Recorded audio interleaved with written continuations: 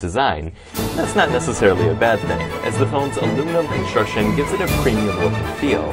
Some design aspects make the device easier to use, like the side tapers on the rear, and the perfectly positioned power button and fingerprint reader. The top and bottom plastic caps, which presumably house the phone's antennas, are fairly continuous with the rest of the design, in both color and feel. They do seem to be the culprit of some creaking noises while holding the phone, however, and maybe a major cause of the weak structure. It bends with just a bit of pressure, which is disconcerting to say the least. The Mi Max's poor build quality shocked us, as Xiaomi has generally done an excellent job in the past, at this and even lower price points. The Mi Max's 3 illuminated capacitive keys sit on a very slightly curved 2.5D glass, and follow Xiaomi's standard layout. The display's side bezels are notably small, although we do wish that Xiaomi would reconsider the use of a black border around the display. The Mi Max's standout feature is definitely its large display, and at 6.44 inches, this phone is undeniably huge. The size definitely requires a few changes in how you use your smartphone, but in exchange for a superior media consumption experience. While it would have been nice to see Quad HD here instead of 1080p, the display on the Mi Max still looks great with good viewing angles and accurate color reproduction. Sunlight readability is a tad below average, however, and the sunlight mode decreases the display's contrast significantly. On a positive note, the glass is coated in Corning Gorilla Glass 4, which we don't see very often at this price point.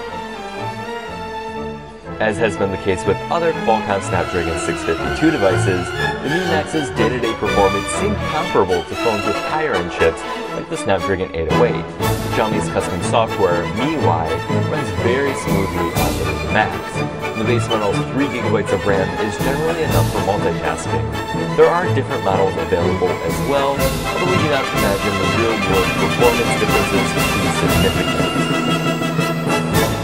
Unless you're importing the Mi Max, you can expect 4G LTE speeds and great call quality. If you're in the US, the Mi Max will still work on AT&T and T-Mobile, but it will be limited to receiving HSPA Plus speeds. It is unlocked and dual SIM, however, and you can expand the phone storage up to an additional 256GB with one of the SIM card slots.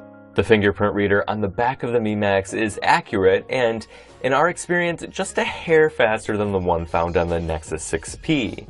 Xiaomi does seem to have taken a step backwards with the Mi Max with the return of micro USB. The decision to not use USB Type-C is a bit puzzling at this point, but it may be appealing to those who are still using the older standard and do not want to purchase brand new cables. The Mi Max's single speaker can be found just to the right of the charging port, and it sounds pretty good, only slightly distorted at higher volumes.